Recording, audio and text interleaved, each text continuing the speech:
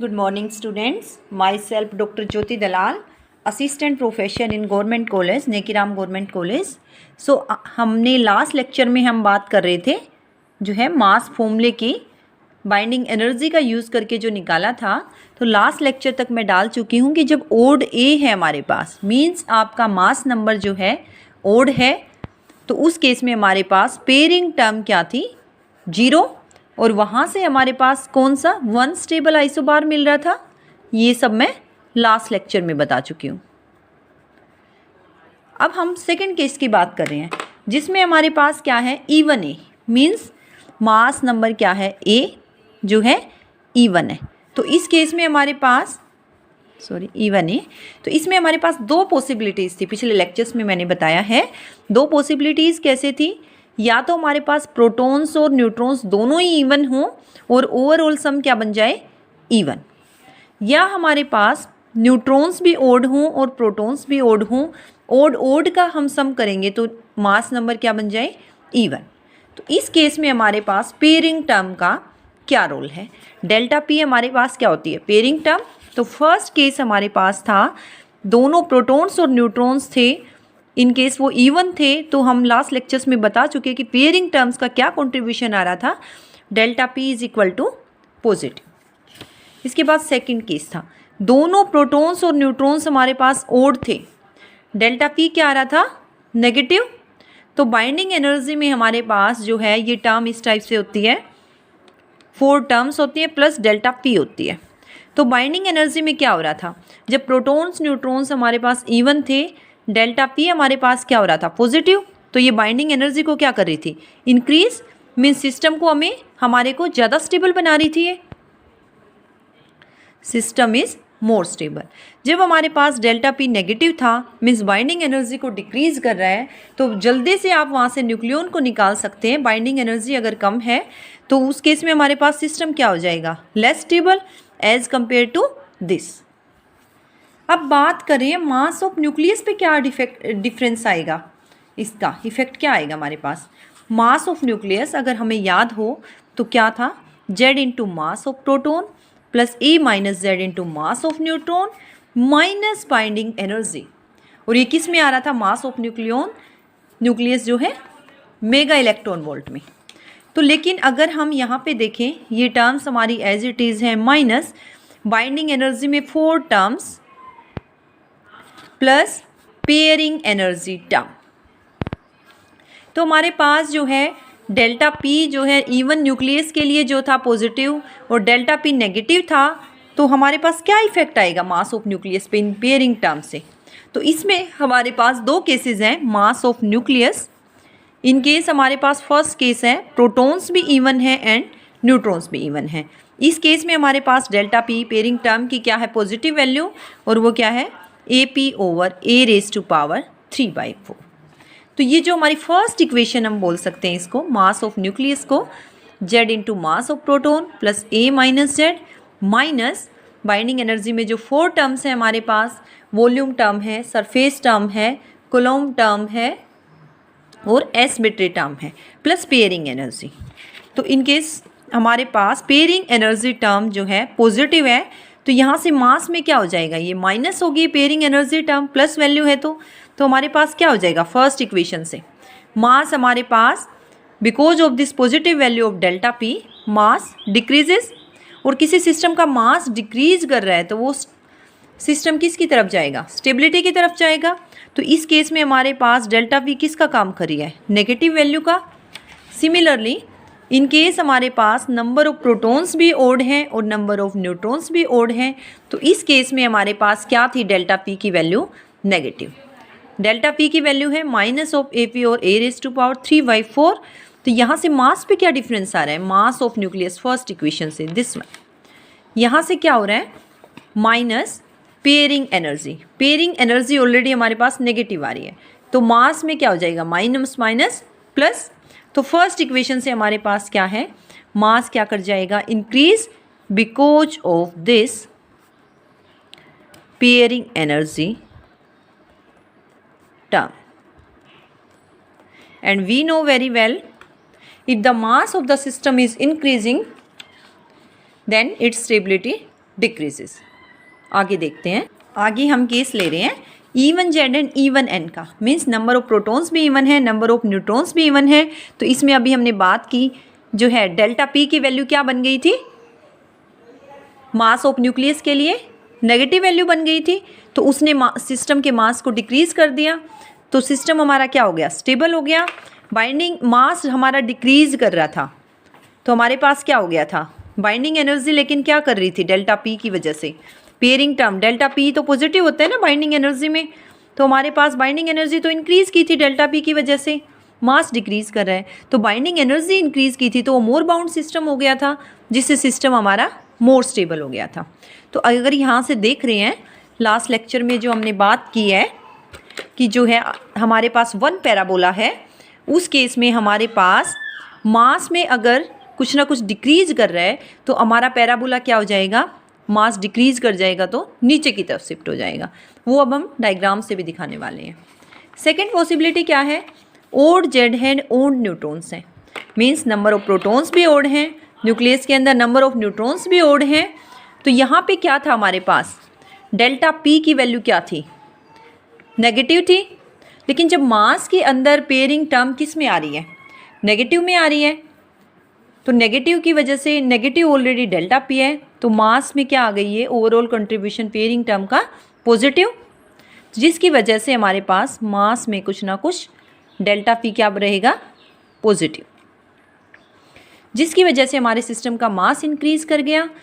मास increase हमारे पास कर रहा है तो सिस्टम जो है बाइंडिंग एनर्जी जो है देखोगे आप नेगेटिव थी, तो बाइंडिंग एनर्जी तो डिक्रीज कर रही थी, लेस बाउंड सिस्टम हो गया था, तो हमारे पास सिस्टम क्या हो जाएगा, लेस स्टेबल।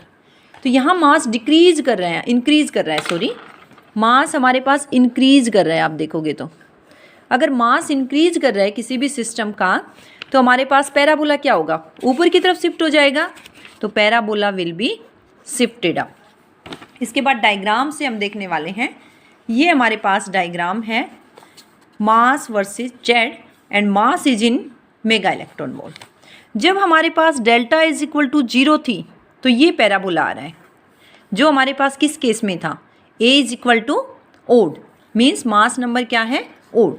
अब दो पॉसिबिलिटीज़ और आ रही हैं, ए तो हमारे पास इवन है, जो कि हम इस क्वेश्चन इस एग्जाम्पल में 106 लेने वाले हैं, लेकिन एक केस में तो हमारे पास नंबर ऑफ प्रोटॉन्स भी ओड हैं, न्यूट्रॉन्स भी ओड हैं, ये केस, और एक केस में हमारे पास नंबर ऑफ प्रोटॉन्स भी इवन है एंड नंबर ऑफ न्यूट्रॉन्स भी इवन है।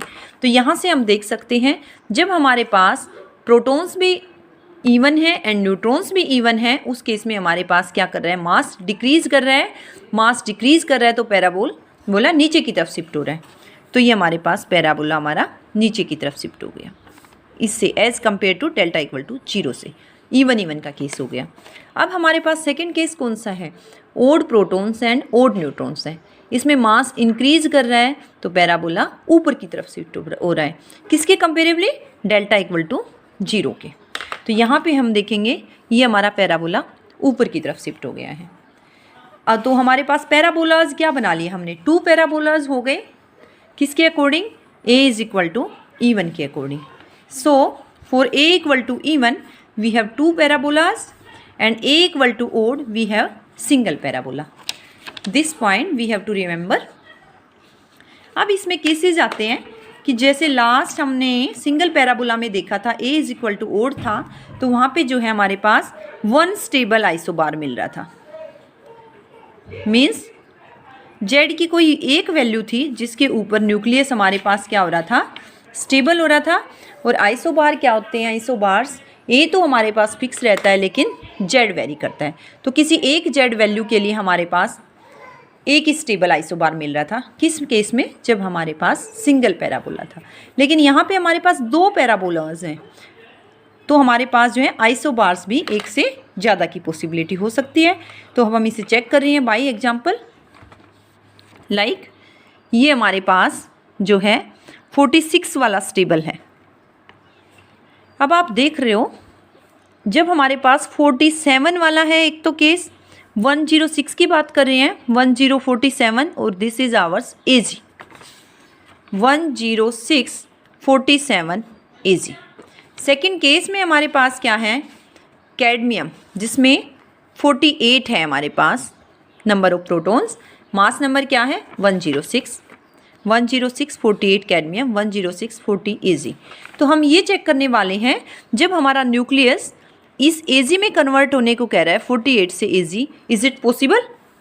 तो यहाँ से क्या देख रहे हैं, यहाँ पे 106 47 Ag में Z जो है 47 है, न्यूट्रॉन्स कितने रह गए 16 - 7 9 9 59, तो दोनों ही क्या हो गए ओड, और ओड के केस में मास क्या है हमारे पास ज़्यादा है। तो ये हमारे पास क्या हो गया बेसिकली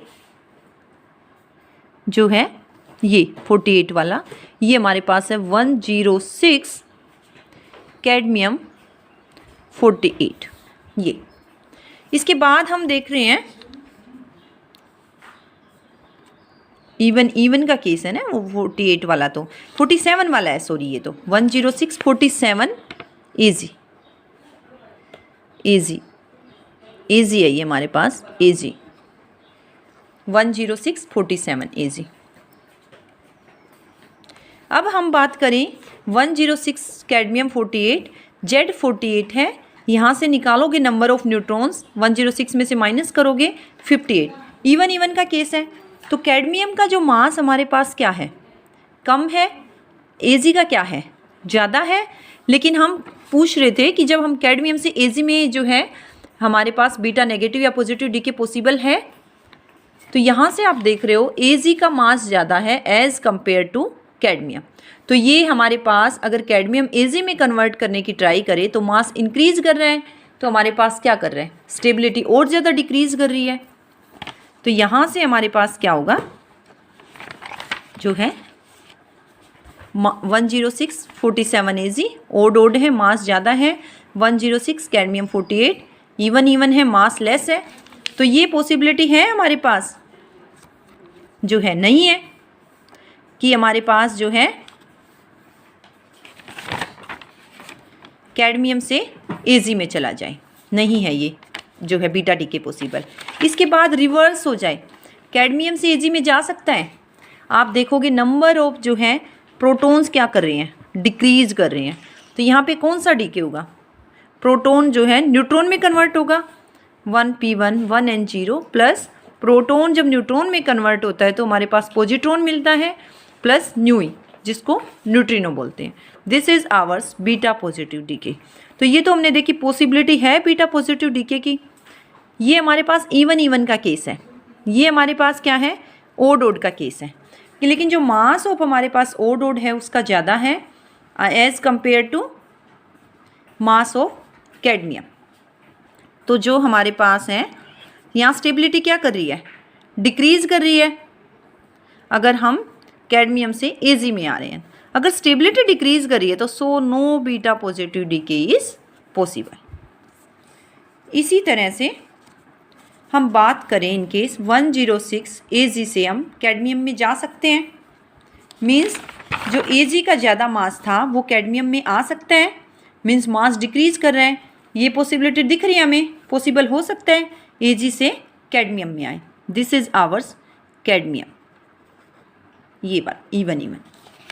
तो यहाँ से हमारे पास ये ट्रांजिशन पॉसिबल है या नहीं है, वैसे पॉसिबल है तो मैं दिखा रही हूँ इसको बाय एग्जांपल 106 Ag 47 106 कैडमियम। यहाँ देख रहे हो आप नंबर ऑफ प्रोटॉन्स इंक्रीज कर रहे हैं, मीन्स न्यूट्रॉन जो है प्रोटॉन में कन्वर्ट होगा, प्रोटॉन में कन्वर्ट होगा तो क्या हो जाएगा हमारे पास जो है इलेक्ट्रॉन का एमिशन है anti neutrino. This is ours beta negative emission. इसका मास कम है इवन के केस में, इवन इसका मास ज़्यादा है ओड के केस में। तो आप ये चीज़ तो अपनी याद रख ही सकते हो, जो ओड सिस्टम है वो हमारे पास लेस, इसमें जो है बाइंडिंग एनर्जी भी हमारे पास क्या होती है ओड के केस में कम होती है, मास ज़्यादा होता है, तो ओड वाला सिस्टम कम स्टेबल होता है एज़ कम्पेयर टू इवन।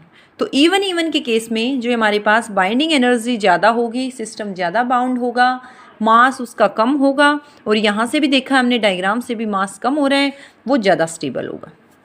तो यहाँ से हमारे पास क्या है मास जो है अगर एजी से कैडमियम की तरफ आए, मास ज़्यादा से कम की तरफ आ रहा है, तो बीटा पॉजिटिव डीके पॉसिबल है।